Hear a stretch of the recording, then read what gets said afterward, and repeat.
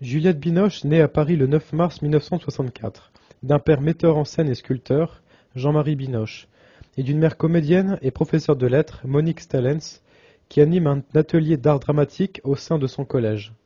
Juliette trouve davantage de liberté au théâtre, plus tard, parmi les élèves de sa mère, dans des emplois d'abord essentiellement masculins, ou bien en éclairagiste et en costumière.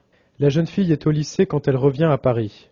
Elle nourrit ses premières ambitions artistiques, joue le malade imaginaire de Molière et monte Le Roi se meurt d'Eugène Ionesco. Diplômée de l'École nationale d'art dramatique de Paris, elle n'apparaît qu'un instant dans Liberty Bell de Pascal Canet, 82, et Le meilleur de la vie de Renaud Victor, 83.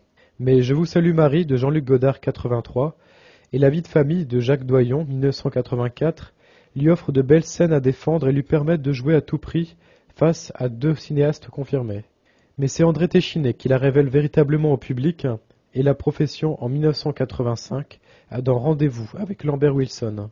Sa remarquable prestation lui vaut les honneurs du Festival de Cannes et sa première nomination au César de la meilleure actrice. Juliette Binoche décline du Jurassic Park, puis La liste de Schindler de Steven Spielberg, pour Trois couleurs, du réalisateur polonais Krzysztof Kieślowski en 1983. Son jeu remporte un nouveau triomphe public et la profession la consacre par le César de la meilleure actrice, une nomination aux Golden Globe Awards et la Coupe Volpi de la meilleure actrice du Festival de Venise. Elle réapparaît dans quelques scènes de blanc et de rouge et participe au succès mondial de la trilogie. Le succès public est de nouveau au rendez-vous, mais Juliette n'entend se fermer aucun horizon et délaisse un temps le cinéma dramatique pour une comédie romantique de Chantal Akerman, Un divan à New York, avec William Hurt, 1996. Mais la même année, Juliette Binoche devient la plus jeune présidente des Césars de l'histoire et profite de la cérémonie pour exhorter la profession à faire des films qui brûlent, des films qui glacent, pas des films tièdes, des films qui émerveillent, des films qui éveillent. Un meilleur accueil est ensuite réservé aux Enfants du siècle, de Diane Curis, 1999, Les amours romancés de George Sand et l'Alfred de Musset, avec Benoît Magimel.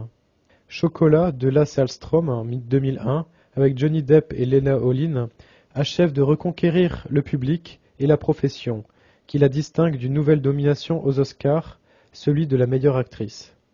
En octobre 2002, Juliette Binoche ajoute une corde à son arc, en apparaissant aux côtés de Jean Reno dans sa véritable première comédie romantique, Décalage horaire de Daniel Thompson. Le succès du film est à la fois critique, et Juliette connaît son cinquième plus gros score personnel au box-office français. 2004 s'annonce comme une année chargée pour Juliette Binoche qui s'est engagée sur 3 films anglophones.